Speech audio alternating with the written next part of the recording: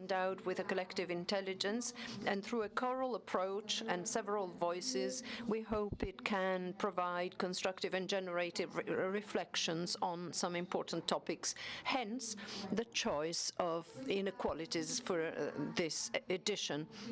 This edition also has an additional exceptional event because we renewed the Piano Parco and returned to Triennale its original consistency, which provided for 1,800 square meters. We would like to thank the Ministry of Culture that has given a new central role to the theatre and has created spaces for music and culture. Triennale constantly evolves and truly believes that culture is the only possible route. I would like to thank, together with the President, all the authorities and foreign ministers who are present here and who have come to visit us in these days and who have accompanied us. The Culture Minister, Mr. Giuli, who is here with us, the President of the Lombardy region, Dimitri Kerkenses, who is the Secretary General of the BIE of Paris. I would also like to greet the Mayor of Milan, Sala, the Culture Councillor of Milan, and Minister Tajani, who sent a message, which we are going to read out soon. Now it's time for the President and Secretary General of the 24th International Exhibition to take the floor and tell us about the inauguration of the exhibition, which happens today. Thank you. Nasciamo diseguali, tutti noi, tra di noi. Unequal. Non solo per i geni che ereditiamo, not only because of the genes we inherit, but because of our family, place, the part of the world where we are born. From day one, inequalities and differences mark the lives of all of us. Sometimes they are resources and opportunities, sometimes they are constraints. They can be resources available throughout our lives, identity roots that we can change over time, but they can also be chains preventing us from changing, ties we want to break free from. One could say that when inequalities curb the free trajectory of life of individuals belonging to our species, are the perverted form of the negative version of the differences that geography and history have determined within human communities.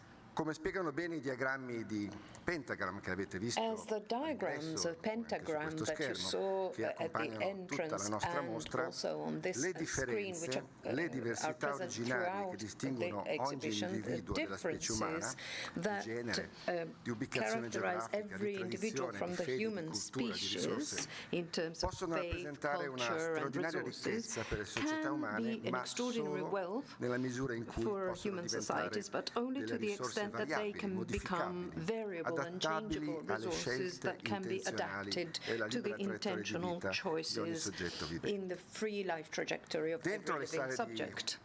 In the halls of Triennale Milano, for the next 6 months, we're going to talk Lo faremo parlando di città e spazi, we will do so by talking about cities and spaces, but also, as you will see, bodies and lives. We will do so through a series of installations that will show how immense wealth is now in the hands of few individuals and how being born poor is now an irreversible condition for millions of people on the planet. We will do so by saying how inequalities, the one that we're familiar with and the ones we encounter throughout our lives, influence the health and life of each of us. We will talk about ghettos and wars, which are the highest expression of stiff and unfair inequalities that are a cruel cause of death.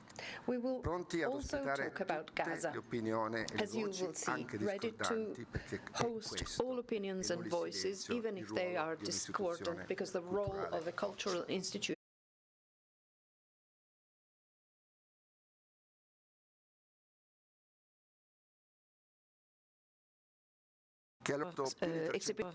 exhibitions and special projects have worked on the exhibition.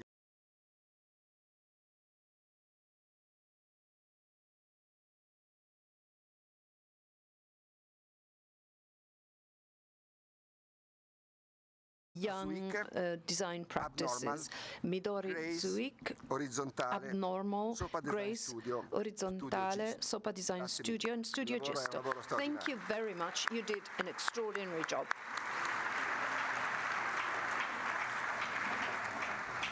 The graphical design of the exhibition, as I said, has been curated by Pentagram, which helped us to develop the diagrams you saw and to summarize the importance that the exacerbation of inequalities has in the contemporary world.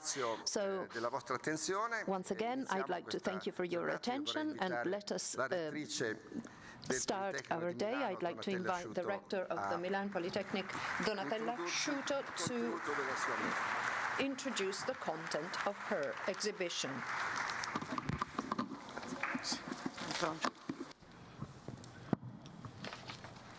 Buongiorno a tutti. Good morning, everyone. Good morning, everybody.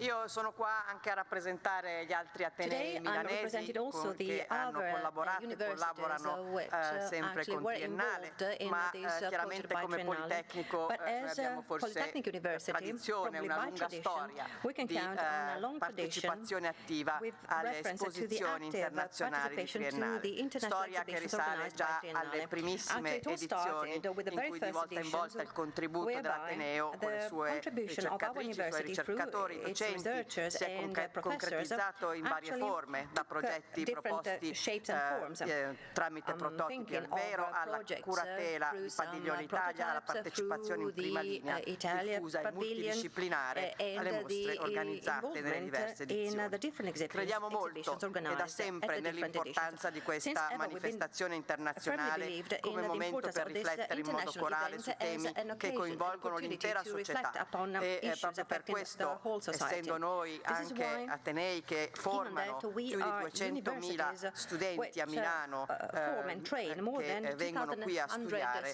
è importante che siamo in grado di dare loro questa possibilità di riflettere e di avere un pensiero critico. Il concetto di disuguaglianza ha attraversato la storia del pensiero umano, assumendo diverse forme e significati a seconda del contesto storico e culturale. Nella filosofia antica Platone e Aristotele discutono della giustizia, mentre in tempi moderni Rousseau e Marx ne analizzano le radici economiche e sociali. Nella nostra epoca il termine riflette non solo aspetti materiali e dinamiche sociali distorte, ma anche la mancanza di diritti umani essenziali e le discriminazioni sulle basi delle caratteristiche delle persone, come per esempio il genere. Inoltre comprende fenomeni più recenti come l'impatto differenziato del cambiamento climatico e la progressiva trasformazione di contesti urbani che, se privati delle diversità, rischiano di alimentare un'omologazione culturale. L'università, che è un soggetto di pensiero indipendente, non solo forma le menti del futuro, ma contribuisce anche quotidianamente attraverso il suo lavoro alla costruzione di un mondo più equo e più giusto. E questo lo facciamo in tutte le università attraverso le nostre ricerche, in cui siamo in prima linea su tutti i fronti che sono così ben rappresentati in questa edizione della Triennale, dai cambiamenti climatici al diritto dell'abitare, alla longevità, la parità di genere, l'urbanizzazione sostenibile, la valorizzazione delle biodiversità.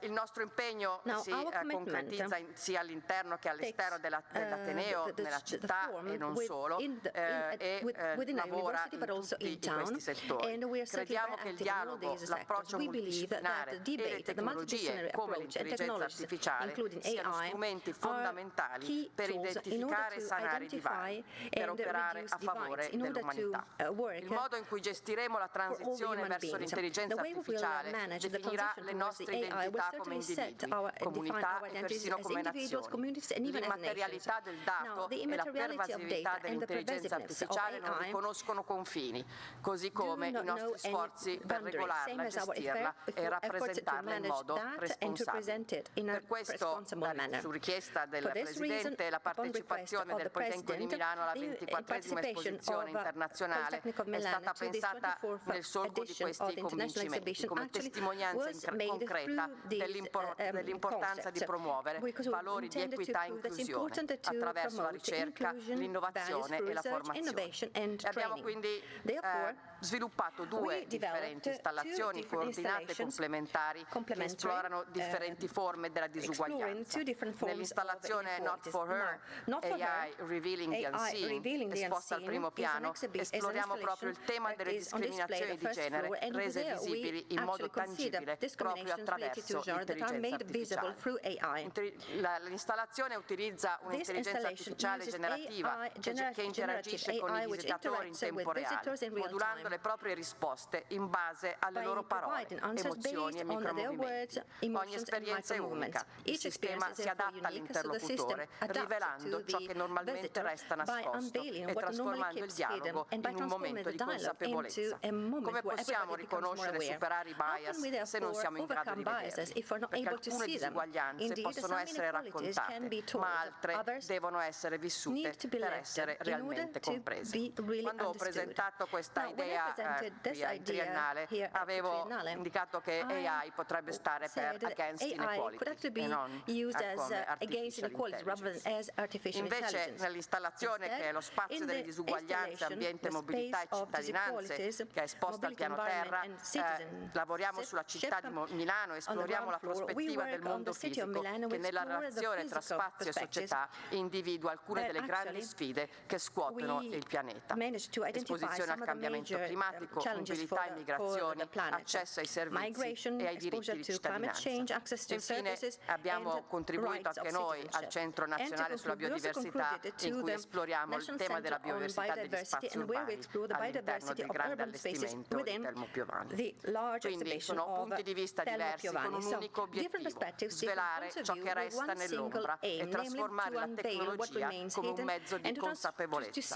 Entrambe le installazioni fanno emergere disuguaglianze invisibili attraverso gli strumenti dell'architettura, del design, dell'ingegneria e dell'urbanistica. Un approccio che incarna la ricerca e la didattica del Politecnico di Milano, dove la scienza non è solo innovazione, ma anche un mezzo per comprendere e migliorare la società. Grazie. Grazie mille rettrice. Invito sul palco Dimitri Kerkenset, segretario generale del Bureau Internazionale dell'Esposizione di Parigi. Who is the Secretary General of the Bureau International des Expositions of Paris. Good morning. Dear Minister, dear President of the Lombardy region, dear President Boeri, dear Director General, Your Excellencies, ladies and gentlemen. I am truly honored to be here for the inauguration of the 24th International Exhibition of Triennale Milano. This opening marks the beginning of 6 months of profound creative exploration and thought-provoking dialogue on a theme of vital importance in today's world: inequalities. With this edition, the Triennale Milano launches a daring call to examine the many forms of inequality through the powerful lenses of art, architecture, and design. After exploring nature in 2019 and the universe in 2022, this year the International Exhibition places humanity at its core, highlighting the inequalities that shape our lives, our identities, and our shared future. It challenges us to reflect on the disparities in opportunity, belonging, and access that create divisions and separate communities. The theme of this 24th edition sheds light on the markers, experiences, and struggles of inequalities in today's world, inequalities between people and places, access and exclusion, opportunity and outcome, present and future. As with all previous editions, the International Exhibition does not claim to offer ready-made solutions. Rather, it invites reflection and proposes models and frameworks that can inspire change and foster improvements. Through its thematic exhibitions, projects, and installations, the exhibition offers a thoughtful examination of the status of people and places. It invites visitors to reconsider the society in which they live and to envision new possibilities for the future. The public project, with talks, seminars, and inclusive events, will ensure that the international exhibition is living and breathing, encouraging continued interaction and discussion both within and beyond the walls of the Palazzo dell'Arte. At the heart of this vitality is the international participation that defines the international exhibition of Triennale Milano and makes it truly unique. From Chile to Saudi Arabia, from Togo to China, global representation at this 24th edition weaves a rich tapestry of lived experiences, raising critical questions about the path humanity is taking. Sorry. Having recently attended the opening of Expo 2025 in Osaka, Japan, I cannot help but see a resonance between the life-centered theme of the World Expo and the theme of inequalities explored here. Like the Expo, this 24th edition brings together diverse, impactful, and thought-provoking creations in one space, united in a shared ambition to imagine a more inclusive future. Although the exhibits here are inspired by inequalities, let us not forget that it is through unity in diversity that we can craft a better society. By sharing our diverse perspectives, by reinterpreting our experiences and expressing our collective and individual aspirations, we take the first steps towards imagining a more equitable future. A future in which differences no longer limit opportunities, in which everyone has the freedom to define their own place in society rather than having it imposed upon them.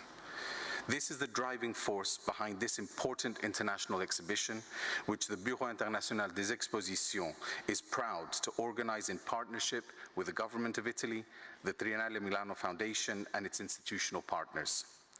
Together with the international participants and the thematic curators, I extend my heartfelt thanks for your valuable contributions, and I wish great success to the 24th Triennale Milano International Exhibition. Thank you very much.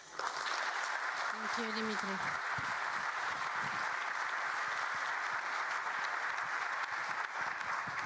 Invito il Presidente di Regione Lombardia.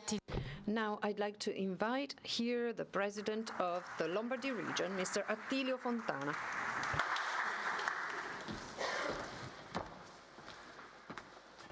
Buongiorno a tutti, un saluto. Good morning, everyone. Da parte mia e da parte di tutta I shall greet you all on behalf of the Lombardy region.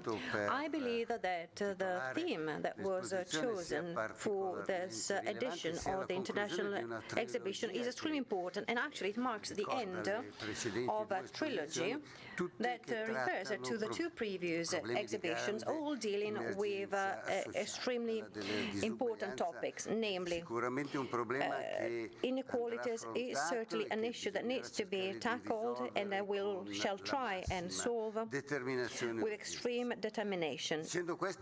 Now, by saying this, I also wanted to state that one of the topics we decided to develop through our political initiatives is indeed this, because inequalities also refer to the fact that you can't all have the same services, the same job opportunities, the same connections all over the region. And this is indeed one of the goals we want to pursue by making sure that the entire region can become a large smart land wherein all citizens will have the same opportunities. But today,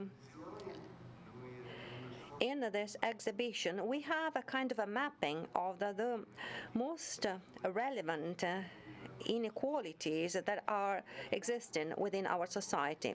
And for this, we have some political proposals that aim at making sure that diversity can become a value instead of being a pretext to get rid of the rights of all our citizens.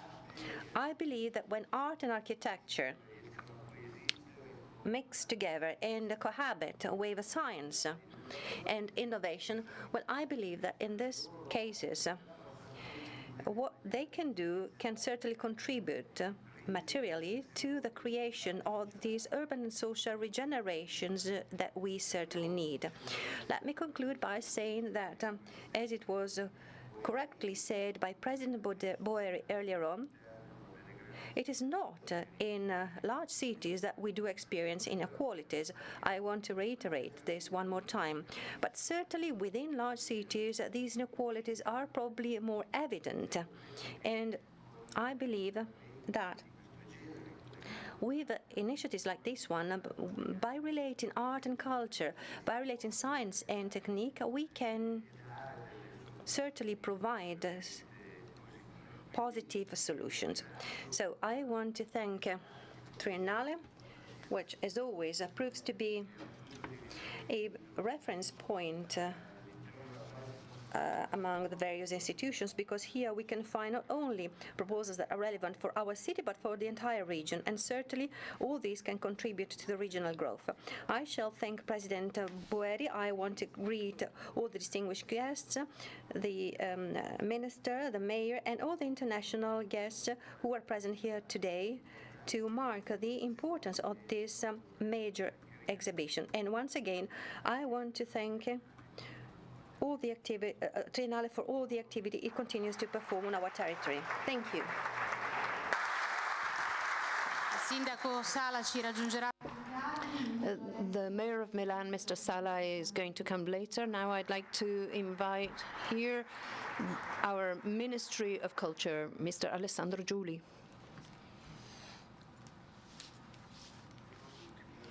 Good morning, everyone. I would have liked to rewrite this speech of mine in the light of the death of Koyoko, but I didn't have time, unfortunately. But I think it was really appropriate to start this event with remembrance of the curator, who was from Cameroon by chance and then became a high-quality researcher. And she was selected by my president, Buttafuoco, as the art curator of the forthcoming Venice Biennale.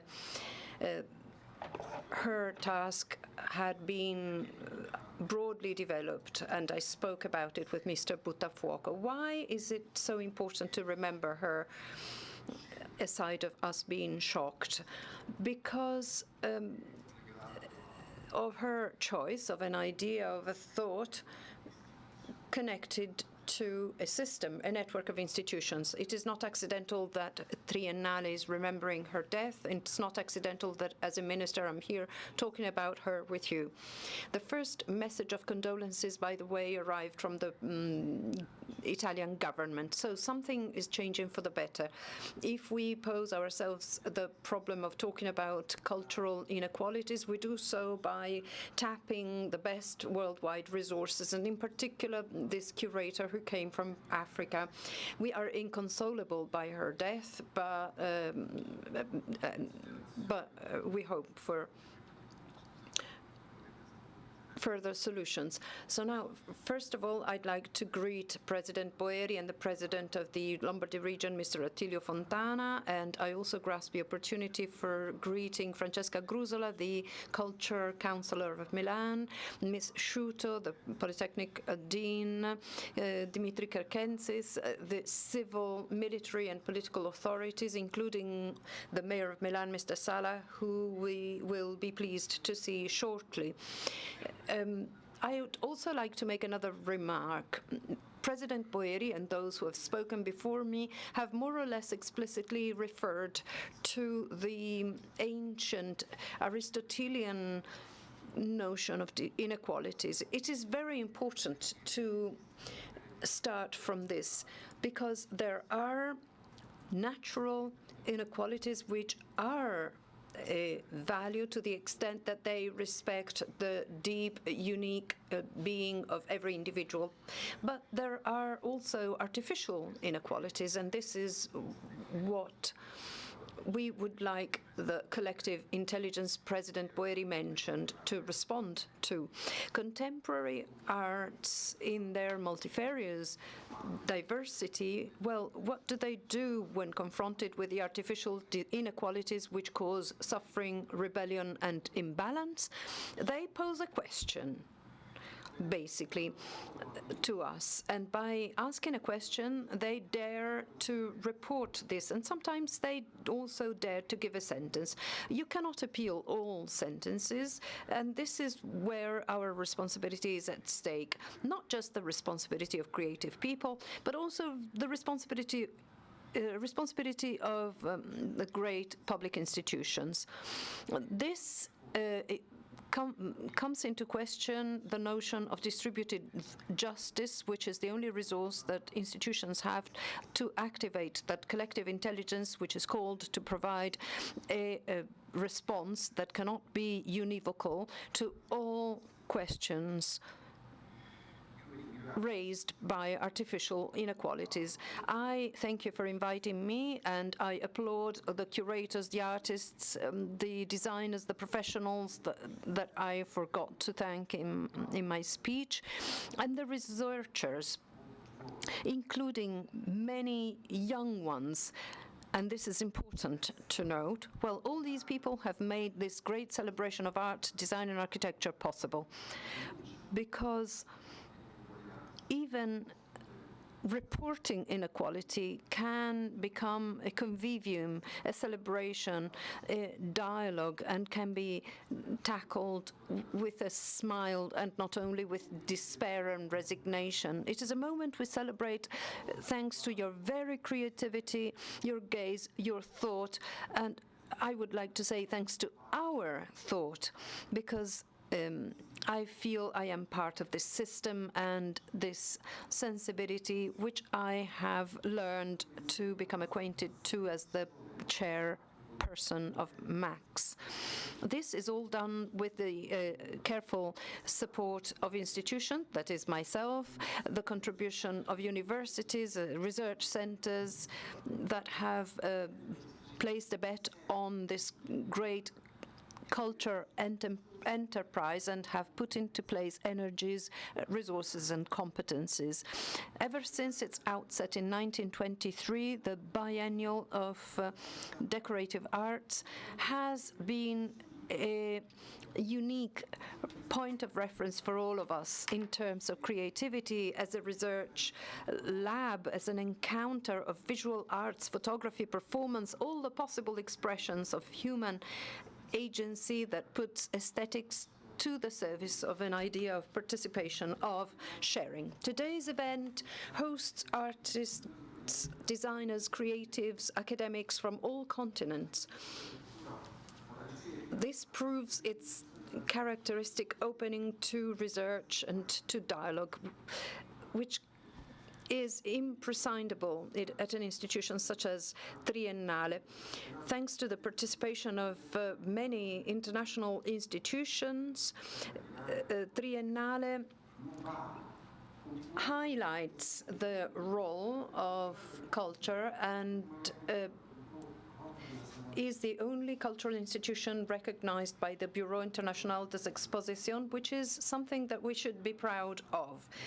The theme of this edition, Inequalities, completes a long pathway of reflection which was started in 1923, as Mr. Fontana says, and continued then in 2019, but also tackles all the political collective suggestions within the horizon of the modern globalized world. The program of the 24th International Exhibition of Triennale is certainly ambitious because through art and the arts, it aims to provoke a new way of thinking which embraces inclusion under the aegis of reporting the problems to the public. It has the ability to read the world in the here and now in a contemporary age that is dominated by conflict. It chooses to get into medias res through the narrow gates of politics and biopolitics, which has been a biopolitically poignant theme over the past few decades. Only arts can enable us to handle these topics with intelligence, with design perspective, going beyond stereotypes, bias, and differences that are only apparently not overcomable, with the conviction that through design we have learned, and we learn every day here in Milan, a civilized language, applied intelligence, the ethic of knowledge and language.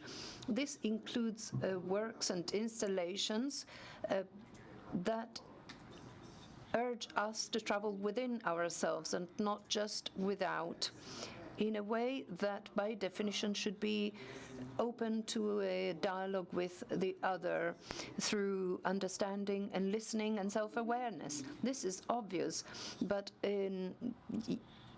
this is an essential prerequisite. The relationship between identity and alterity is a key to understand the inequalities of our time. The time of deculturalization, the time of injustice, the time of threat, discriminations and violence. This is our time. And the challenges are high in number. Racial discrimination, the long-lasting economic crisis, climate change. We can also not forget the new urban poverty, social requirements, life and health expectancies, historical and emergent biocultural differences. Inequality appears to be an implacable constant in history, but it can also be transformed and sublimated into fertile difference in our time through thoughtful policies that aim to give value to inclusion, exchange, and listening. Listening is most important because politics is about listening rather than intervening. The 24th International Exhibition is not something that occurs every 4 years. It is a daily practice, which I have seen with my very eyes. It is translated into a permanent lab of the arts and of design, which are meant as a project, as throwing beyond, which is the etymology of project. Man is continually projecting himself through movement and planning and design. And this happens at Triennale, a venue where disciplines are crisscross, where the young can find space and visibility, and where the tasks of this institution include a search for new languages and forms to give to ideas in a constant dialogue between tradition and the future. Aristotle and contemporary arts. This finds a daily balance in the present of these new forms which interpret and express new ideas and which dare to report the crimes of our reality and to give a sentence. A future of peace is possible, and art and creativity can help us to rethink environments, languages, and the expressive forms of living together by adopting new words, not just a single new language. These are open forms such as sustainability, digital transformation, social equality, and distributive justice. This is why, with its artistic project, the International Exhibition of Triennale Milano invites us to rethink ourselves as we think about the problems and challenges of our time. The cultural urgency of encounter, of the discovery of identities and differences as the constitutional elements of every social, municipal, regional, national, continental, and global reality. a dialogue between and among peoples and nations within social bodies and public spaces, rooted in the history of the Renaissance, trade and artisanal abilities. Our knowledge has been turned into beauty. It's a culture that speaks many languages without losing its own language. And so I'm once again grateful for this invitation, and I wish the 24th International Exhibition of Triennale Milano the success it deserves, and it already has, because the culture and the cultures expressed in this venue will be perceived more and more as a fundamental pillar of the Italian and common identity, and certainly as the seed of an increasingly fertile intelligence and ability to build the future while remembering Quod Quo. Thank you. Grazie Ministro, affidiamo alla Thank you, Minister. Now we're going to read the statement of San Michele, director of the Design Museum. So this is the text sent by Minister Tajani, the Minister for International Cooperation.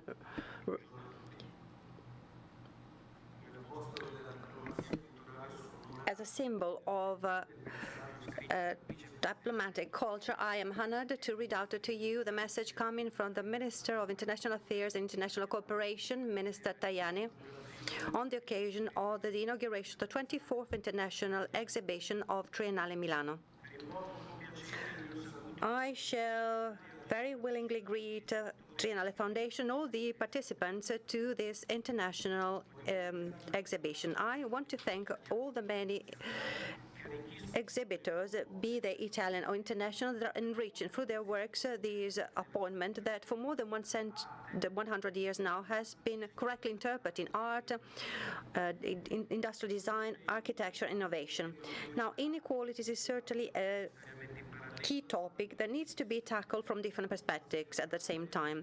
But actually, our guiding principle should be unique. We should always put at the center human beings.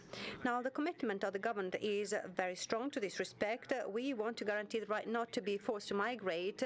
We wanted to make sure that women and girls are correctly included in the economic life. We also wanted to enhance the economic heritage of the different territories to the campaign against death penalty. Now, we wanted also to devote to this topic, inequalities, our design day that actually saw all our embassies and consulates to promote the excellence of our industrial design, its role in improving the quality of life by contributing to the individual and collective well-being. Now, through this new edition of the Triennale exhibition, Milan confirms once again one of the main European capitals for culture, a city whereby different types of knowledge are met and where trends are anticipated. Since the beginning, this event was acknowledged by the Bureau International d'Exposition, and from here there is a link that reaches the Osaka exhibition, where we built the Pavilion of Italy on the theme Art Regenerates Life. I wanted to be there on its inauguration in April to underline how Expo is certainly an extraordinary showcase of what we can do and of the exceptional skills of our designers and of our companies, which actually enhance our tradition and constantly innovate, and this is certainly their strength point. Now, from Milan and from Osaka, there is a strong message which is launched. Italy exists, and Italy is in the forefront in the struggle against inequalities and into the promotion of growth, a goal that we can reach by working all together, institutions, companies, civil society, and arenas devoted to culture. So you can count on me, you can count on your government. Antonio Tajani. Thanks so much, Marco. So I'd want to invite Iñaki Carnicero on stage, please. Iñaki is the Secretary General for Urban Agenda, Housing and Architecture of the Spain government. Please, Iñaki. So just a few words, but first of all, thanks for being such a reference for all of us, because you are an amazing architect, honestly one of the best of your generation, but at the same time you are part of, let's say, of politics. So you are directly involved in politics. And just a few weeks ago, I was with you in Madrid, where together with the Prime Minister, Pedro Sanchez, you were proposing a very, let's say, strong, but at the same time pragmatic vision and strategy on public housing, on to, let's say, accelerate through industrialization the creation of social housing settlement in Spain. So I would really love if you could a little bit explain us how this vision was developed and how are you imagining to make it landing on the ground, not only Spain, I hope. Thanks, Iñaki. Yeah, well, thank you. Thank you, Stefano, first of all, for the invitation to have this informal conversation. It's so basically this all started some years ago when important investments coming from Europe because of the pandemic arrived, and we thought it was important to not respond to the urgency of that time by distributing those different investments among the different administrations that are responsible to promoting public procurement, but also to think about the quality of those investments. On the one hand, we all know that we have this urgency on responding to climate change, decarbonizing the built environment, but at the same time, we cannot allow this urgency to keep on doing what I think are bad practices, like the public procurement based on discounts, based on the interest of promoters or contractors. So this gave us the opportunity to develop a law on high-quality architecture that incorporates architecture as an asset of general interest for its capacity to affect people's quality of life.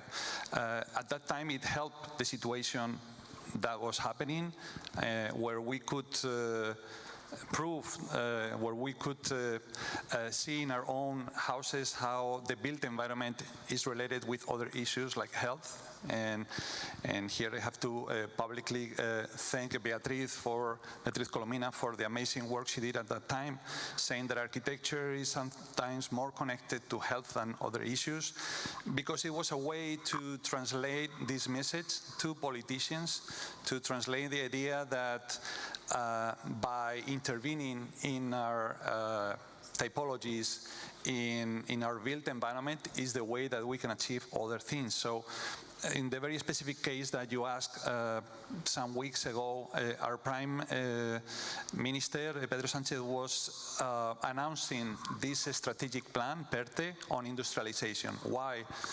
Not only to help the industries, but because we know that there is a goal that we need to achieve sooner than later, which is the decarbonization of the built environment. And it's been proved that by building off-site, we reduced clearly CO2 emissions, but at the same time, this connects with other policies that are relevant, that are related to the inequalities that are here exhibited. For instance, the gender gap that exists in construction, where only 12% of the construction workers are women. By promoting policies such as industrializations, we are helping to modernize the construction sector. We are helping developing an industry promoting talent of young people that want to work in factories with computers, with robots, using their intelligence to build a different environment that we have. So that was the important investment that the President Sanchez was announcing, which is something also very interesting, and is connected with what is happening here, that we need more audiences where we have politicians, where we have promoters, contractors, architects, engineers, people from the world of art to work all together. because we share, I think, 80–90% of our goals. We all want to design this new agreement between the environment, the people, and the territory, so it's important that we are coordinated and working together towards that goal. Iñaki, thank you so much. I think it was such a system of good people. Thank you again. So I have the honor to invite Michael Spence on the stage. Michael Spence is a very famous economist. He was graduated in philosophy, mathematics, and economy, and he was, as you all know, the winner of the Nobel Prize in 2001 with George Akerlof and Joseph Stiglitz. Michael, up to you. Thank you. Thank you. Thank you, Stefano, Director General Morogallo, Eminences, colleagues, friends. I'm a little out of place here, but I'm thrilled to be with people whose lives are so thoroughly entwined with creative things, and I think it's important to tackle this subject from that point of view and not just from the point of view of the dismal science, which is what I represent. But I am going to spend a little time talking to you in various dimensions about how the world looks in terms of inequality, and hope it's of interest. This is, if you take a very long view, this is a picture of inequality divided into inequality within countries or societies and inequality globally, that is across. The red line is the within country picture. It didn't change much these are over, centuries now. But we did have a kind of golden age after World War II. It didn't last, unfortunately. It lasted from roughly the end of World War II until 1980 and then reverted and is approaching levels that were associated with the Gilded Age at the start of the 20th century. The other line is very interesting. That is the amount of inequality associated with inter-country differences. And the reason it rose so quickly, this graph starts in 1880, so it's roughly the start of the Industrial Revolution, is that roughly 15% of the world's population that lives in advanced countries, what we now call developed countries, started to grow, and everybody else didn't. And so this inter-country difference has kept rising and rising, and the momentum carried it through World War II, but you can see this dramatic reversal that occurred somewhere in the 1970s. And this is associated with something truly wonderful, which is the growth of opportunities, income, wealth, and all the things that go with it in the developing world. This is a picture of the recently released Human Development Report, and I'm going to spend a minute on this because I think the Human Development Report and the Human Development Index are probably more relevant on the economic side to what you all hope to accomplish in the 24th exposition, because it takes a very broad view of what human progress is. It's not just income and wealth, it's health, education, but especially opportunity, and as the minister mentioned, agency. The feeling that people need to be in a position to make choices, to exercise their creativity, and so on. And this needs to be the core of what one means by progress. And this one happens to be on artificial intelligence. I was in Brussels to help release it. If you look at the Human Development Index, which is published every year, it's impressive.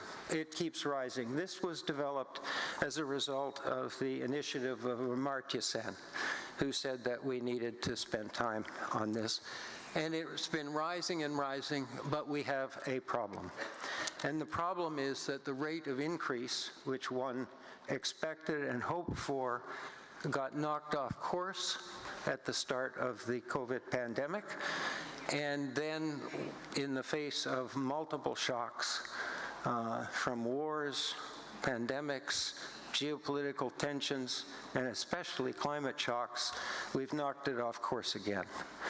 And so the rate of increase and improvement in the lives of all the people who are captured in this aggregate assessment has been improving, but at a much, much slower rate. This is a quick sort of assessment of that. And this is the picture of the difference between the high human development countries, largely the developed world, and the lowest human development index countries. And that difference kept going down, and in this period that we're now living in, that I'm sure the exhibitions will wrestle with, we've reversed that pattern. I think the message from this slide is the one I worry about most, which is most of the world is facing headwinds from these shocks, the latest one, of course, coming from my country, thanks to the Trump administration.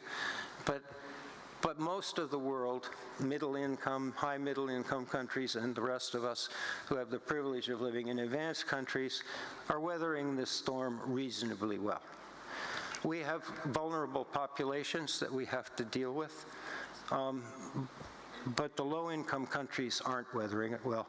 And the reason you see that red reversal is because we are losing them in the course of the trajectory of the global economy. The pandemic took all their fiscal resources. Think of the ability of government to protect and buffer shocks. The climate shocks are bigger, and so on. This is a complete aside, but if you want to know the current assessment of the Trump tariffs and where they're going to be largest, the answer is the United States. It's a self-imposed wound. If you look inside countries, I'm going to use the United States initially because it's an extreme case. You get a very different picture than the one I just painted. This is data published by the St. Louis Fed, which is the St. Louis part of our central bank. And the top three bars here are the net worth, that is assets minus liabilities, of the household sector. And those three, the dark green, the light green, and the light blue, account for 2/3 of the net worth and 10% of the population. This is just stunning. This little tiny yellow thing at the bottom, that's the net worth of the bottom 50%. 50. This is the same thing in shares. It hasn't changed much over time, but the picture is not pretty. This is the bottom 50%. Their net worth assets have increased, so it's not as if they're falling behind. Falling back, but they are for sure falling behind. The sharing through the income and wealth, this is wealth, but income and wealth distribution of the growth in this particular country has been highly uneven. And I think almost without exception, people would agree that while it's not the only source of the political and social polarization that we are wrestling with, it's certainly a contributing factor. And this is the essentially the bottom third, up to the 90% level. This is not confined to the United States, although the United States and maybe the UK are the extreme versions of this. So at the bottom you can see, it's a little hard to read, and maybe I'll leave this behind, but these are European countries and the US, not all of them. But you see the same pattern. The top 10% rising, the bottom 10%, the bottom 50% declining. So we have a set of common issues, some of them diagnostic and some of them developing effective countermeasures. And the reason these are important is not because the only thing in people's lives is income and wealth. In fact, it's not. It's because with sufficiently low resources available to households, achieving the things they really care about is much, much more difficult. So when I chaired a commission on growth and development about a decade and a half ago, and it was on growth, mainly in developing countries, and people said, why are you focusing on growth? And and people said, people don't care about growth. They may care about income and wealth. They care a whole lot more, about opportunity, the ability to be creative, productive, appreciated as a contributing member of a society. They appreciate being respected for whoever they are. All those things matter. They appreciate health and access to services, everything you've heard this morning. The reason we economists occasionally fall back and focus on growth and related things like productivity, especially in developing countries, is because it's very difficult to provide the things that underpin people's well-being, creativity and all that on a sustainable basis without the growth. So it's a means to an end, not an end in itself. So this is my crude assessment of why it is that we should take this multidimensional attitude toward growth. I think that in my world, the Human Development Report and Index goes in this direction, but certainly what you will do in this set of exhibitions, the 24th version, will dramatically enhance and enrich this process. I want to say one other thing, which to me is important, and that is part of inequality is about trust. Trust in institutions. So let me give you an example. Again, I'll use it from my own country. I've already showed you what the condition is of the bottom 50%. Many of them are living paycheck to paycheck. Many of them live in communities that were adversely affected in a major way by globalization and or technology and automation. And they read in the press, the traditional press, the American economy is doing great. And they think to themselves, that doesn't seem right. Maybe they don't understand what they're talking about. Maybe they're lying, etc. Maybe they're biased. But the point is, if you see what I'm saying, is that at least 50% of our population have a life experience that doesn't correspond even closely with what's going on out there. And the net effect of that is to distrust the sources of information that we traditionally rely on, media, experts, and so on. And that's a picture of a recent Gallup poll assessment of the level of trust in various institutions on the American economy. You can find similar surveys and polls done in a wide range of countries. I find this very worrying. And if you wonder why the internet is such an important source of, in quote, news, and sometimes fake news, this is part of the answer. On the other hand,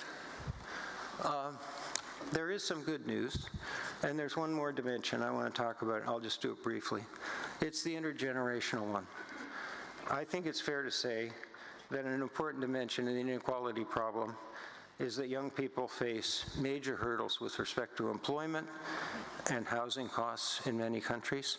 I'm sure you'll tackle this in the course of your work, but it's a major issue, and I think the reports from Enrico Letta and Mario Draghi, although they sound like they're sort of macroeconomic in focus, are really about whether or not we've created a world in terms of climate change, but also employment, the opportunity to be creative and productive for the next generations. I chaired a commission on growth and development, as I told you.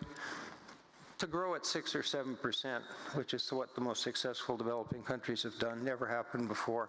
You have to invest about a third of your annual output, GDP.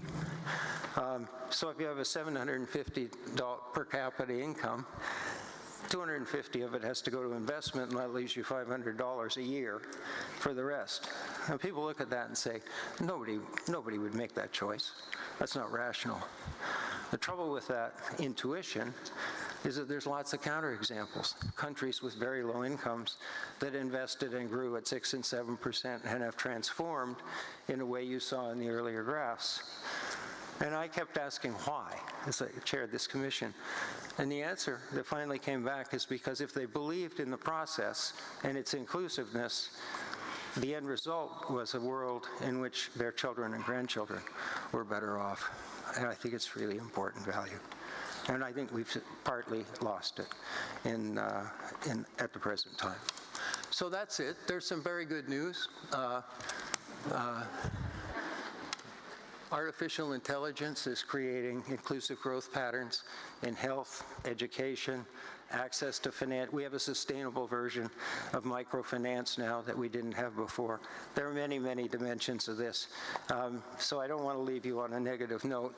We have many challenges, but I think I would summarize all of this in the following way. But this, by the way, is a picture of this global explosion of entrepreneurial activity around the world, driven mainly by young people, mainly by technology. They're just solving problems everywhere. I mean, I'm old enough to remember when you could count on the fingers of one hand that, the tech, dynamic ecosystems, they're everywhere now, literally everywhere. It's just a wonderful thing to see, and it will have a very big impact over time. But the end of my message is this really is a tale of two cities. For those of you who've read Charles Dickens' famous book, it's the best of times and at the same as the worst of times. Thank you very much.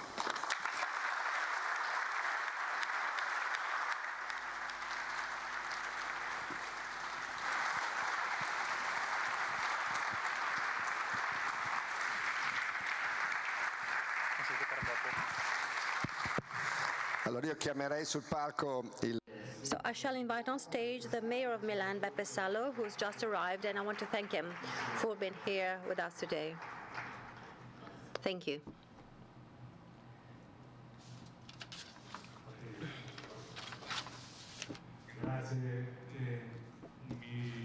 Thank you. I do apologize for being late today, but I was attending the board meeting of La Scala, another major institution of Milan, and indeed I'm also the president of the board of La Scala. So I do apologize for my delay, but I certainly wanted to be here with you today. Indeed, the specific topic of this edition of the international exhibition certainly involves cities a lot, and it involves a lot our city.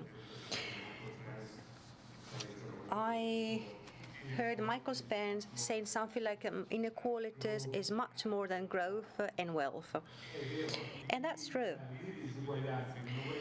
Inequalities entail many different things, but these different things express themselves mainly through and in cities.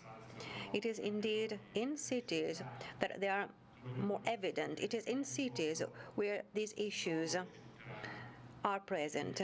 But it is indeed cities who are supposed to find solutions to that.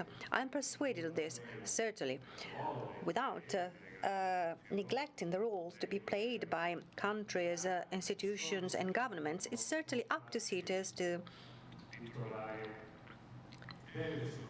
find solutions. And I'm saying solutions because I believe that all of us, and especially those who have a job like mine, can't just work on analysis. So it is no good if we keep saying, oh, we are living through a period where inequalities are apparent and the real issue are inequalities, without identifying any solutions. Certainly, there will never be final solutions, and neither there might be one. There can be one single, one unique solution. So, our city, over 27 centuries, have been characterized by some constant elements. Perhaps the strength of Milan is its ability to adjust itself to changes, but also to put forward a way of being that doesn't change. And by that, I mean that we intend to be the city where people accept the idea that, of course, growth shall continue, but at the same time, people understand that such a growth needs to go hand in hand with solidarity. Indeed, we grow also to support those who are in difficult situations. And this is not just an economic aspect. It's being Milanese, we really want to do something for these people. Now, of course, I, as a mayor, need to think on the correct use of resources. Let me give an example, and then I'll tell you why inequalities are increasing. So my example is this. In Milan, we have something like we invest something like 430 million euros per year devoted to welfare. In addition to that, we have something like 130 million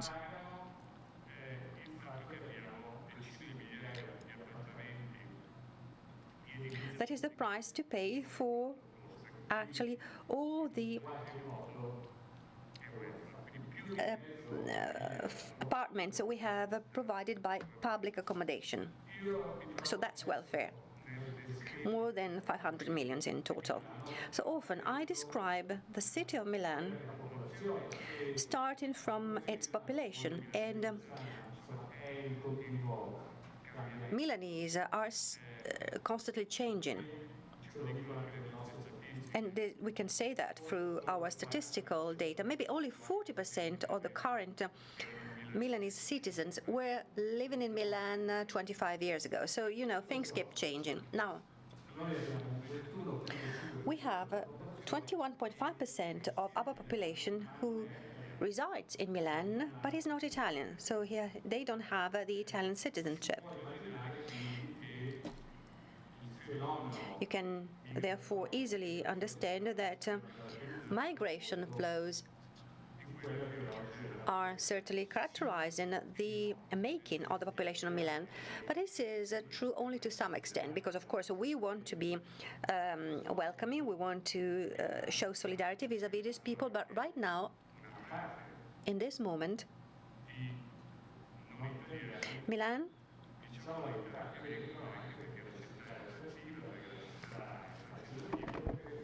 the city of in Milan, there are those who are not Italian who come here because Milan is an appealing city, because, in Italy you can count on some tax-related benefits, and therefore people come also from France and Germany. This is fine. But this idea of a city which is splendid, which is rich, wealthy, which grows, but at the same time is having difficulties, well, of course, it's quite clashing, and hence we need to find the correct formula. We can't just work on analysis. We really need to find the correct formula, because this is for the well-being of all of us, even those who are fine, who are well off.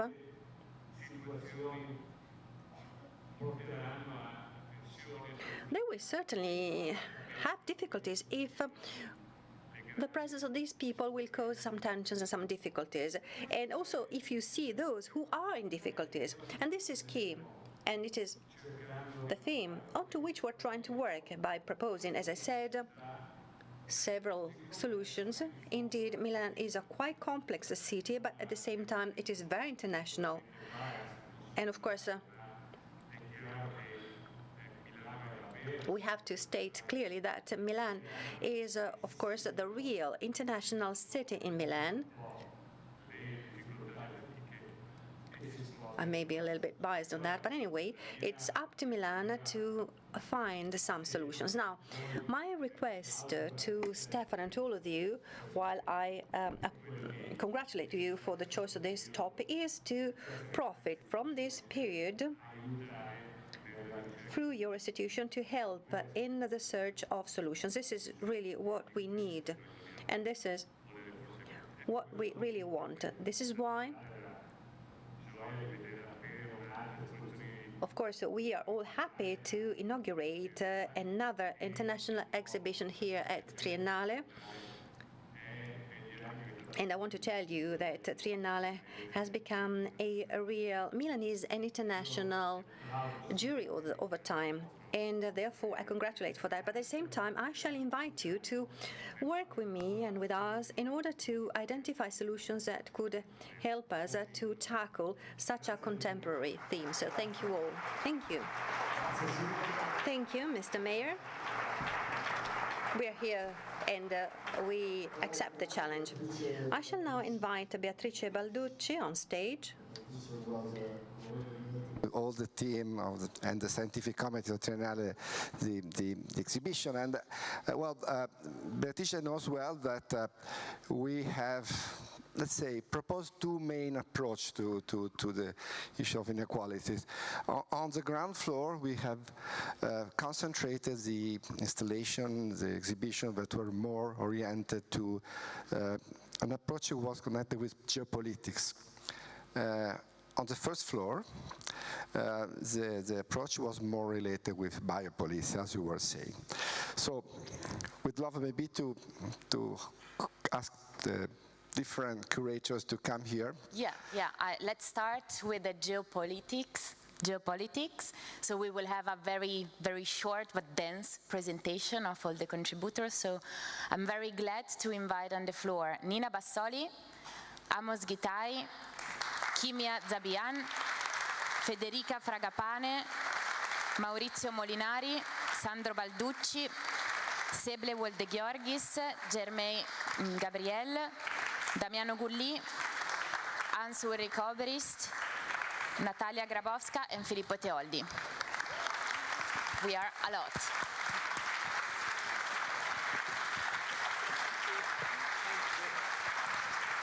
So I think this is an experiment, and the idea we had with Beatrice, it's a little bit a joke. So we'd love to ask you, if possible, staying in 1 minute or let's say 2 minutes, to imagine how you would describe what you have done here to a 10-year-old kid that is asking you, what is your content? How did you interpret the issue of inequalities?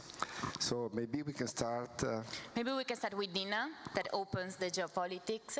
And Nina has been curated a cities exhibition. So Nina, please. Okay, I'll try to answer in 60 seconds. The exhibition is actually an atlas, a new abstract geography of 43 cities collected by... Come a little bit... by 35 authors from 20 different countries. So it's a new atlas, and I like to say that it's non-hierarchical, where every city can learn something from another city, and this could invert somehow traditional way of development, not so sustainable as we think and as we are seeing in all that contents. So we can learn how to have a more empathic relationship with other species from Thailand, or a more feminist approach to the city from Mexico, or some antidote to the gentrification from some historical cities of China, for instance. And all these solutions can paint a sort of laboratory where architects from all over the world could work together or by their own, but learn one to the other, because with the optimistic view of the design, of course, we can afford some new challenges and try to change something which is profoundly wrong, using architecture for redistribute power. Thank you very much. Thank you. Your exhibition opened with the film by Amos Gitai, so the Book of Amos, that refers to an ancient text that seems really contemporary, today.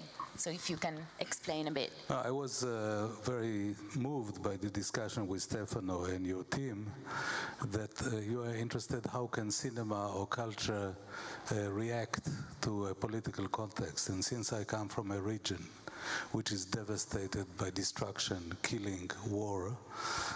You chose, it's actually your work, to choose this piece, which is called the Book of Amos. It's a biblical text. Already 3,000 years ago, the same questions occurred.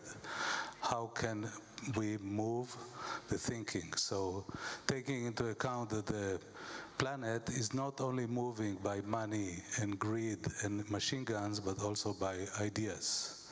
And how can we pacify this very suffering region? And how can we be inclusive? So the piece is including Israeli and Palestinian actors together, both in Hebrew and Arabic, not making hierarchies. And how can it create bridge without being indoctrinary, without being a kind of doctrinary culture, but still stimulating thinking, because culture is necessary to move the planet forward. We cannot just be leaning on aesthetics. And since originally I'm an architect, son to an architect, and actually started to be making films because of the Middle East wars, I still think that that's basically the idea that we were discussing. Thank you, Amos. Thank you. We pass now to Kimia Zabian that we have here with us. Kimia has been curating an installation on an emblematic case, that is the Grenfell Tower fire, that was for us like a very important case since the beginning due to the interconnection of inequalities that the tragedy highlights. So please, Kimia. I'll do my best. Thank you very much for having us here. First of all, the president of the Triennale for inviting us, Nina Basoli and Beatrice for holding our hands through this. It's a privilege to be serving the people who suffered the loss of their loved ones and hopefully giving voice to the issues on this important platform. Basically, in short, on the 14th of June 2017, around midnight, people were in their homes and a faulty fridge caught fire, and the fire went outside of the exterior of the building and caught the cladding, ACMPE cladding, on the exterior of this building, and within 20 minutes the entire building was in flames. Of the 269 occupants, 72 died the most horrific, terrifying death with their families at the foot of the tower. We have some of the families here today. They lost mothers, fathers, children, grandparents, nieces, uncles, aunts. And so why we're here is really, first of all, from an artistic and cultural perspective, that obviously had a lot of impacts on some important artists who chose to highlight the case of Grenfell. People like Steve McQueen, who showed his film at the Serpentine. It's very powerful. Chris Affili, a very prominent painter who chose to do a commission at the Tate. And Khadija Say, who was a young artist who'd exhibited at the Biennale just months before the fire, and she died in the fire with her mother. So there is a talent that never got to blossom. But 15 minutes from this building where we are today, there was a tower in Milan that also suffered a cladding fire. Nobody died, but financially they have been devastated and they are dead because they have had to continue paying the mortgages, they've had to rent in order to be able to have a roof over their heads. And so what we're trying to say is that inequality is actually quite complex because it's about power, isn't it? And in Grenfell Tower, the people there were recent migrants, and they were in a social housing block. They didn't have the power to be heard, and that is why the devastation happened. They were warning about it. But 15 minutes from here, we have a tower that was privately owned by middle-class Italians. And I think that they have also not had any power in the aftermath, and they've also not had much support. We would really like to address the issue of cladding on the global platform, and that's why we're here today, and we thank you for giving us that opportunity. Thank you, Kimia. So to navigate this complexity, we work with Federica Fragapane that help us to visualize the density and the interconnection between the themes and the issues. So please, Federica. So thank you. So I really have to say this. The first email from Triennale arrived the exact same day I discovered I was pregnant with my daughter.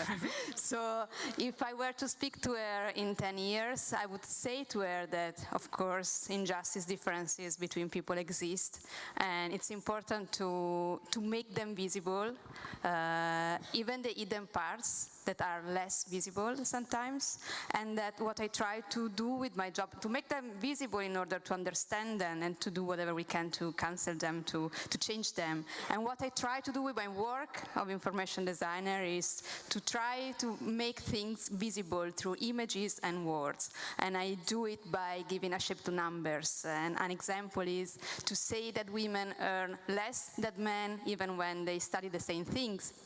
I draw a really weird shape that breaks at a certain point, and the broken parts represents this different, and the greater this broken part is, the greater this injustice is. I would also say to her, or to a 10-year-old child, that I try to draw nice, beautiful things to talk about very ugly things. And this is my way of trying to invite people to look at them and to invite them to read them and to discover them. Thank you all so much. Thank you. So we use data in very different ways. We visualize them with Federica, but then we also explore them in space, in geography, with Maurizio Molinari, with the work Atlas for a Changing World. Thank you. Thank you, Beatrice. Thank you, Stefano. Thank you all for this important invitation. I believe that we live in a season where history is speeding up, and whenever this happens, we need geography to understand better what's going on around us. That's why we have maps, and that's why maps are about the two main suffering topics that are challenging our way of understanding inequalities and conflicts. So that's why I humbly suggest to use our visual properties to reach out to difficult realities and to understand better who we are. Thank you. Thank you.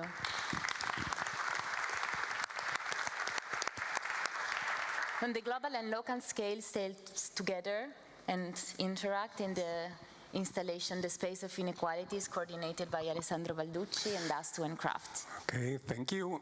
I just coordinated a group of 20 researchers in our department at Politecnico di Milano, dealing with the space of inequalities, looking at mobility and migration, looking at the access to services, and looking at the activity that allow people to deal with the problem of inequalities. So if you enter into our blue tent, you find two things: a documentary in which we interviewed the most important expert on the global scale on these three issues, and a big model of the city of Milan and of the surrounding cities around Milan, projecting the data about Milan for these issues, so the rights to citizenship, mobility and migration, and the environmental things. The message on the end is that the inequalities, artificial inequalities as it has been called, are built by human beings, and so we can also try to redesign these barriers that produce inequalities. Thank you. Thank you. Thank you. So we speak about Milan in different ways. We have an in-depth reflection that was coordinated by Seble Werde-Gheorghis, and then I give you the floor about that. Vado in italiano. Sì, benissimo. Buongiorno Everyone a tutti e speak whatever. tutte. Devo dire che quando mi avete chiesto di... Good morning, everyone. When I was asked to explain in a minute to a 10-year-old child this exhibition on Milan, I thought it had been very challenging because, you know, children are equipped with some kind of superpower, so they keep asking you questions, and then they're never contented with the first answer you provide to them. And hence they keep asking us why, but why, but why. At the beginning, of course, this could be kind of suffocating, but these questions allow you to assess reality from a different perspective and to take nothing for granted. So in consideration of these children's characteristics, perhaps the way to explain what we did at the quarry venue here wasn't so difficult, because we wanted to actually adopt a different perspective here. We wanted to ask questions ourselves based on data, and we wanted to do so through two major alleys: diversity, the diversity of views, languages and experiences, and cooperation, putting together different types of experiences. So Black History Month Milano, the University of Bocconi, and the communities in Milan, because it would be also an external path with Milano on tour. And so perhaps a 10-year child might really understand what is the principal guiding that is that helped us. And he certainly asked us many, many questions. Thank you. From the city to the neighbor, I asked Hans and Natalia the work that you did with Radio Ballads and the work that artists did with local communities in London, and how this come here and how it transformed. Molto grazie a Stefano, io parlerò in italiano e dopo. Thank you. I'm going to speak in Italian, and then Natalia will present to you the project in English. I would like to tell this 10-year child that if you think of inequalities, it is of utmost importance that we make this exhibition accessible, but we also move to the exhibitions in neighborhoods that are deprived of animations. And here the idea of Grisson was that actually a museum was supposed to be an archipelago rather than a continent, and that's important to me. And it's very important actually that Triennale is adopting this approach, namely to be present in different neighborhoods. And this is what we're doing at Serpentine in London. Art for everybody is our motto, and we went to back in Dagenham, a neighborhood in the suburbs of London where most of people don't have any access to art there, and we were there with 4 artists. Natalia will tell you more on them. We showed them some videos, and we're very happy to actually have the chance to present these videos. And in consideration of this, it's also important to consider what goes beyond the simple event, an event which is certainly inclusive, but certainly this exhibition is, these ideas continue even after the exhibition. Indeed, artists worked for 3 years on this project, and they made this video, this film. It's also important to listen to when we talk about inequalities. Pauline Oliveras, a great composer, talked about deep listening, namely to listen deeply with empathy. This is what Radio Ballet is trying to do by revisiting a BBC program of the 1957 till 1964, whereby BBC talked through many people, and people had the chance to express themselves because new ballads were then developed. And now I shall give the floor to my colleague, Natalia Gabrowska. Thank you. Hans Rodek, I think you said it all, but I'll say it in English. So over 3 years, we worked with 4 artists, Ilona Sagar, Rory Pilgrim, Helen Kamuk, and Sonia Boyce, who were embedded in the borough of Barking and Dagenham. And together with communities, with groups of people who have faced an extreme difficulty recently in their lives, they have created new artworks. It was films, but it was also visual works, and also songs. The whole project was initiated and curated by our civic team, Amal Halef, Lizzie Graham, and Leila Gattens. And over an extended period of time, they have worked together with the communities and with the artists to create these 4 works, which you can see now. It was inspired by Radio Ballads, a seminal radio program which was broadcasted on BBC between 57 and 63, which combined songs, music, together with direct voices of groups of people whose voices were hardly or rarely heard in the media. Thank you so much. Thank you. Thank you. So we close this first panel with the installation by Filippo Teoldi. Oh, thank you. that is positioned in between the two dimensions, geopolitics and biopolitics, so speaking about Gaza, speaking about geopolitics, and then bodies. Yeah, and thank lives. you so much. So I will be really in quick, sorry, because tell to a 10 years old what is a war and why people goes to war, it's kind of like complicated. So it will be really quickly, and I will just say that the installation that I'm a curator, trying to, first of all, visualize a number, visualize the estimated number of casualties in this war. And the second part, which is really important, and sometimes when we talk about number, we just forget about it, is just told to the fact that behind data there are people. So just the important thing to highlight this too. Thank you so much. Thank you. Magari prima di chiudere una battuta.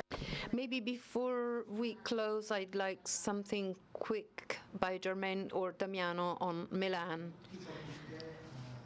Hello, everyone. I'd like to thank all those who collaborated with our pavilion, Damiano, President Boeri, Sebler, Bocconi, and the artists who are present. Disequality. Artists were tasked with translating data, but if I was to talk to a child today, I would focus on the data. A child who is born in Italy and goes to school with a foreigner is not... and goes to school with other Italian children is regarded as non-Italian. These kids who were born of immigrants are Italian nowadays. They're called unrecognized Italians, and we must respond to be consistent with inequalities and give a solution to paradoxes and inequality, and give recognition to these children. I'm sure that you will have the opportunity to describe what you have done in the next hours. Now we are switching to biopolitics. Beatrice, please.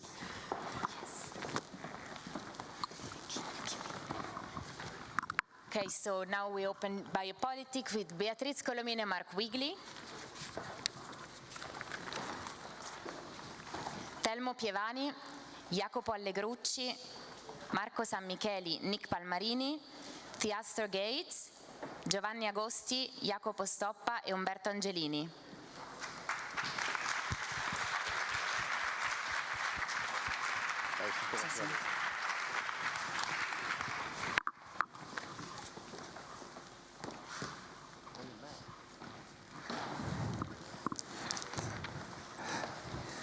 We open with We open with Beatrice and Mark with the micro scale of bacteria, in which inequalities is actually something that is vital, right? Yes. So please. Buongiorno a tutti, buongiorno a tutte. Thank you very much to Stefano, Beatrice. We are very happy to be here. If we were to talk to a 10-year-old about our exhibition, we will start by saying you have trillions of tiny little friends living inside you, a vast, diverse community of bacteria. They constantly take care of you, of your health, your mood, your thoughts. They are your oldest friends. For more than 4 billion years, bacteria Come a little bit. For more than 4 billion years, bacteria have built the world that you live in. They've built you. You need to take care of them in the same way that they have taken care of you. And taking care of microbes simply means to embrace them, to extend hospitality, rather than to treat them as the enemy. Our antibacterial way of life needs to change. We are losing our microbes very fast, and this is having a devastating effect on our health. All the illnesses of our time, obesity, autism, cancers, allergies, autoimmune disorders, depression, so many other things, are the result, the consequence of the diminishing diversity of bacteria in our gut. Some scientists think that this is a bigger threat to our species than climate change. And just like climate change, it has the most devastating impact on the poor and the vulnerable. A more equitable society starts with bacteria, our oldest friends. if you were to look into a really good mirror, this is what you see. We are bacteria. Thank you very much. Thank you. A change of paradigm. We asked to Telmo Pievani to explain the exhibition, in which you say, is it in biodiversity that we can find the way in which we stop destroying it? Yeah, thank you. It's a great pleasure for me to present this exhibition. It's a journey into biodiversity, and you will go through a trip around 8 cities, where a city has to be intended in a very extended way. So you will see cities of octopuses, of fungi, humans, beavers, insects, and so on. Every section is made also by organic material, so in order to be coherent, and so the exhibition is made by biodiversity itself. And so it's an exhibition with joy and worry at the same time, with positive and negative emotions. It's related to inequalities for very clear reasons. So because cities are the places where biodiversity is not accessible in the same way for different people, and because we have migrants and we have inequalities related to environmental issues, and also mostly for me it's the most important topic today, because we cannot save biodiversity and we cannot protect biodiversity if we are not able to protect the rights and the diversity of native peoples that are related to biodiversity. And the final step of our exhibition will be the Constitution of the Earth, a wonderful text written by Luigi Ferrioli, and it seems an utopia, but maybe he's the only realistic pathway that we have in front of us if we want to save the planet. Thank you. Thank you, Telmo. We speak about the fragility of our ecology, and so we have Jacopo Allegrucci. Your installation is called La fragilità del futuro. Buongiorno a tutti.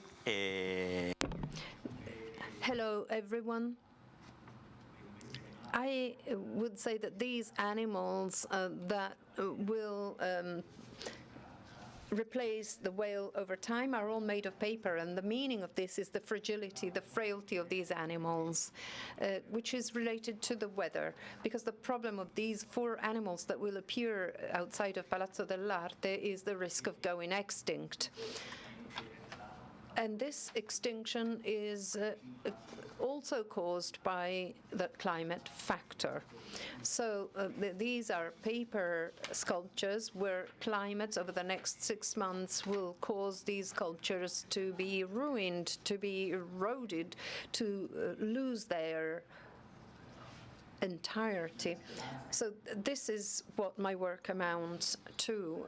It's an installation about the hope for the future, to give to understand that they have the world in their hands, and it's not just the world of humans, but also the world of these species at risk of going extinct. Let us move on to longevity with Nick Palmarini and Marco San Micheli. We tend to think that longevity is something biological. We're literally the intersection between bio and politics. Longevity is for and foremost something that matters to us. It's what we have defined as res publica. It's typically a thing which is public. And so we envision, instead of complaining about inequalities, what we can do to envision a future world, and we built the republic that wasn't there. So you will join us at the Republic of Longevity, which is a tagline. It's in health equalities we trust.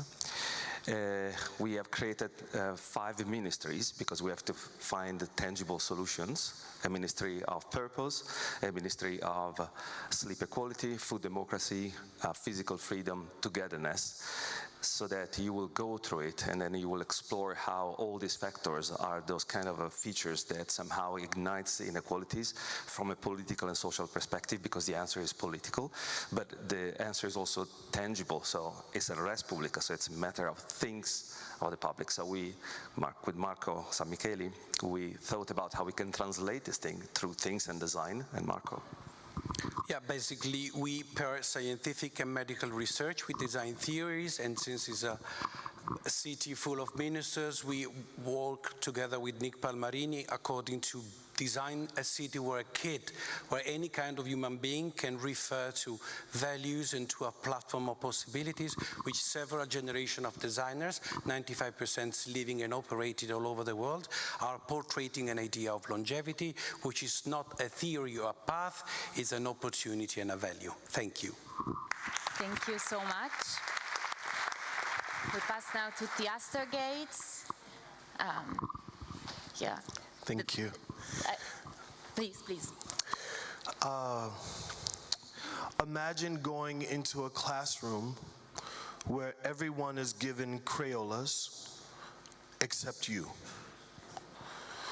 Will you have the ability to make a beautiful drawing even though you don't have the same Crayolas? Can you still have a quality life, make beautiful things in the absence of the crayons?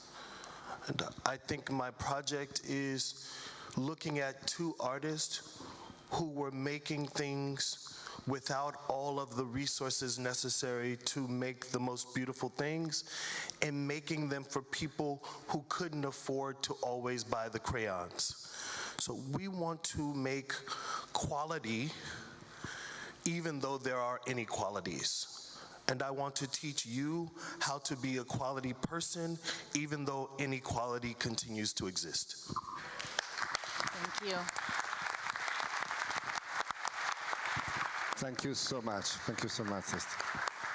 Last but not least, I ask Giovanni Agosti and Jacopo Stoppa to tell us a little bit about the extraordinary case of Cagranda that you displayed.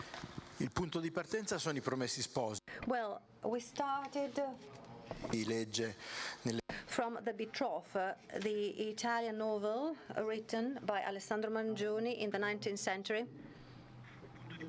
So the starting point, as I said, it was The Betrothed, an Italian novel dating back to the first half of the 19th century, written by a Milanese author, writer, Alessandro Manzoni, whose main protagonists are two poor people, Renzo and Lucia. From this, Jacopo Stoppa and myself,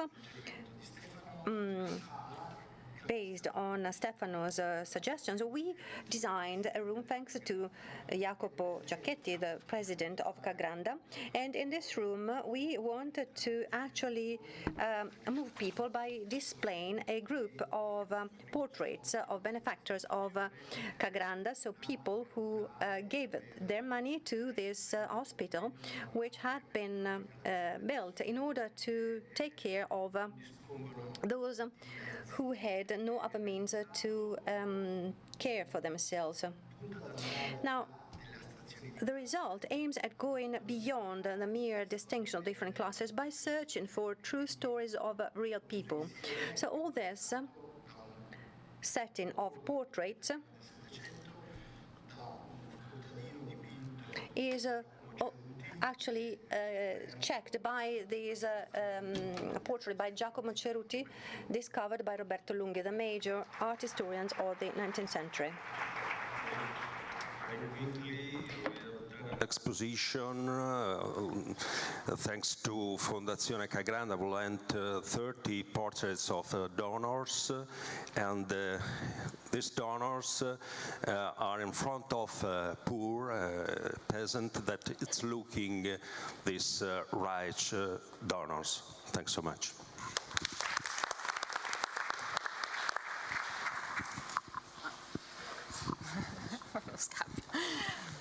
We close with the performative program, curated by Umberto Angelini, that will be focused on bodies and meanings that bodies have. Sorry for my voice dropping. I look like a testimonial of a new Voce space in Triennale.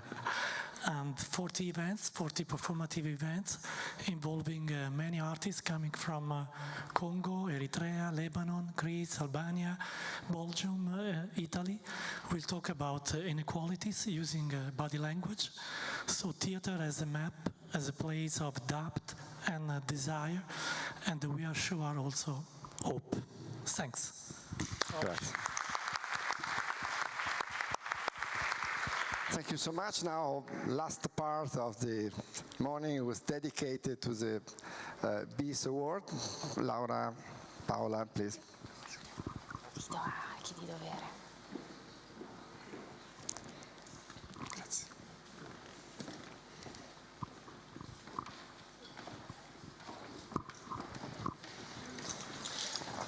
IB Award.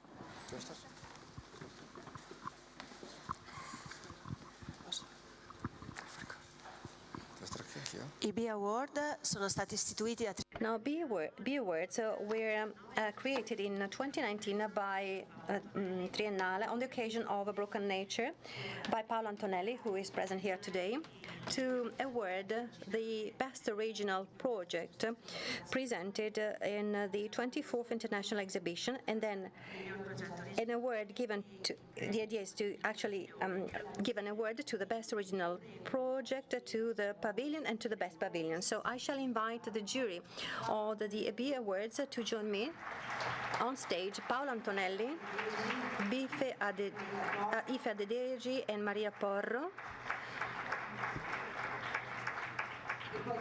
And I shall also invite Francesca Lavazza, who is present here today, representing the sponsor of Triennale Milano, to join us as well. Okay, let's start with Ife. Thank you. Thank you all. I'm honoured to be presenting the special mention to Grenfell Tower total system failure, which is a powerful response to a major system failure that reveals inequalities in our modern urban society.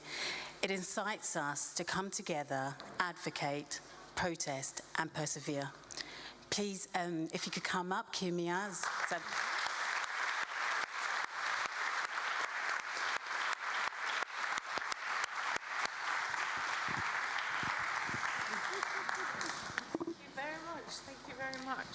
You spoke a lot. Oh yes, I would just keep it short. Thank you so much for the opportunity to be, here at this amazing event and learn so much from so many other disciplines. And this is a bit of a surprise, but thank you, and it's dedicated to the families. Thank you.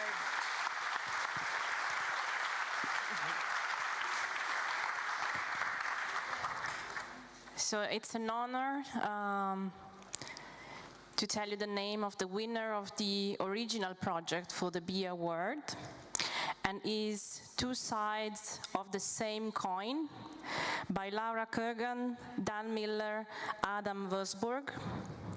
An epic visualization of the evolution of human microbiome over 12,000 years sheds new light on our current predicaments, widening our perspectives and revealing new geography of biodiversity as a precious resources. Please come on stage.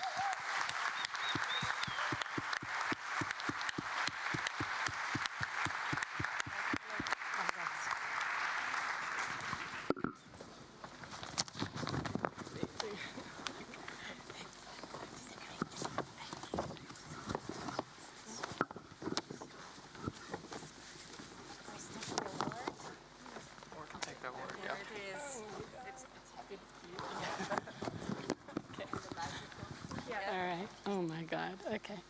All right. Thank you. Thank you. I'm a little overwhelmed. So excited. And first with Mark and Beatrice. Thank you so much for so many years of collaboration. And what's amazing about a thing like this, about working with Mark and Beatrice, is they're so generous spirited and collaboration in the way they invite people into their projects. So it began with a discussion with them, but I couldn't have also done it without Adam and Dan. And so thank you.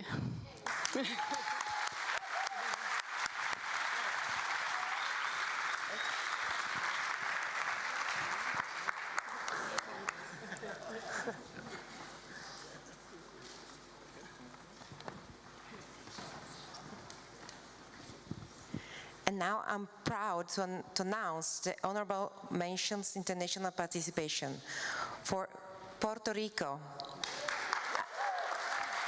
Abia Una vez y dos son tres feminicidios by Regner Ramos.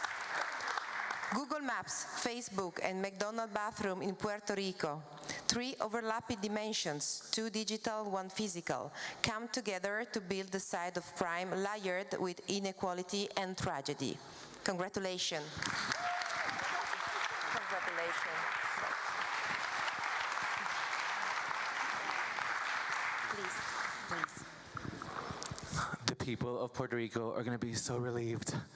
This was a project of love. A lot of people believed in us, in my team, my students at the School of Architecture, my bosses at the School of Architecture who are here. I want to thank the Triennale for this opportunity. Puerto Rico doesn't really get this chance very often, so I'm sure that the thousands of people that have been following this project, following Alexa's story, are going to be very appreciative of this moment. So I want to thank all of you for being here and you for taking the time to review the work, my team, and I'm elated. Gracias.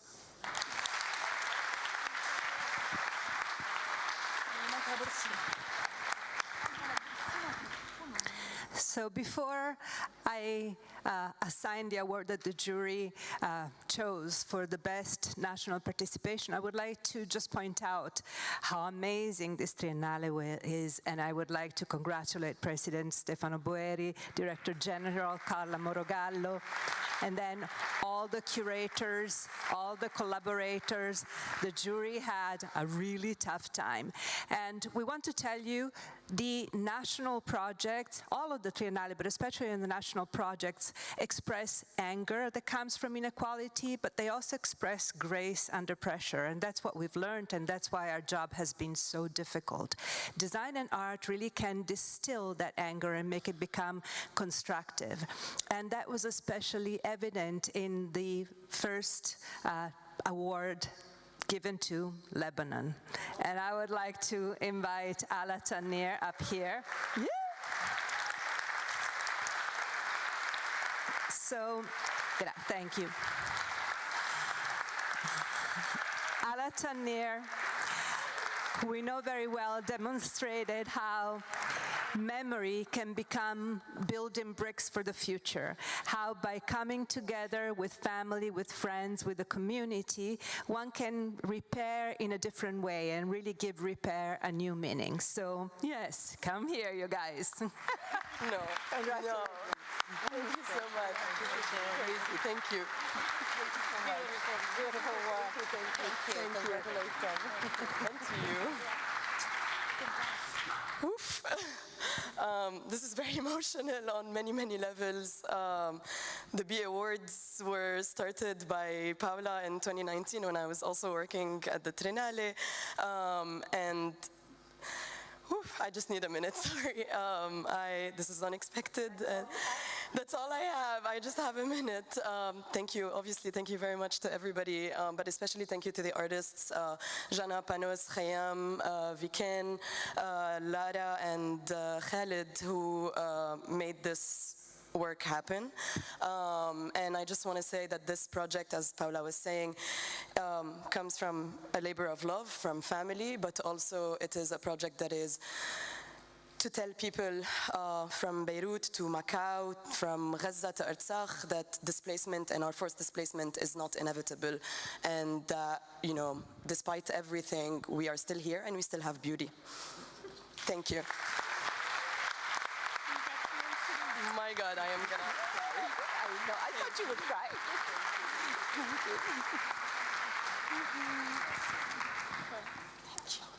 Thank you so much. Thank you. And thank you, and thank you, Paola. Just to never forget that basically all started with you 6 years ago with this amazing Broken Nature exhibition. Thanks again. Vogliamo invitare anche Flaminia Veronesi per dire 2 parole, visto che a lei... I'd like to invite Flaminia Veronesi. She will say a couple of words because she's the author of the award, of the statuette. And to participate to this initiative. The main message is that inequalities or otherness always scared humans beings because we always try not to accept the fact that we are not in control. And I think through enchantment, instead, we can overcome the fear of what is other than us and really be in an approach where we want to discover and to know. And this is a dragon with fruit and also little bees, because changements go through actually a community and a group of people.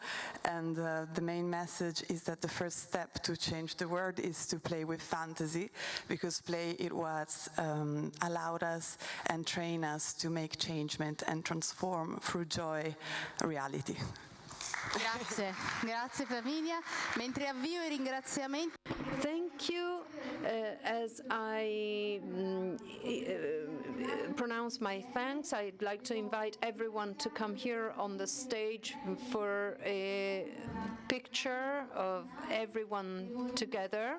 So please come back to the stage. I would also like to thank all the academic partners, the boards of directors and the scientific committee of Triennale, Fondazione Cariplo, Fondazione Cagranda, Ospedale Maggiore Policlinico. The main sponsor is Lavazza, Fondazione Enrico Mattei, Deloitte and Deloitte Foundation, Idealista, Lundberg Pellegrini, Scalo Milano, Will Media, Streetbox, ATM and Salone del Mobile, because they've made possible this extraordinary exhibition together with us. And most importantly, a big applause for all of the Triennale staff, because they gave us so much. And please go and visit the exhibition. Grazie. Grazie. Grazie. Thank you.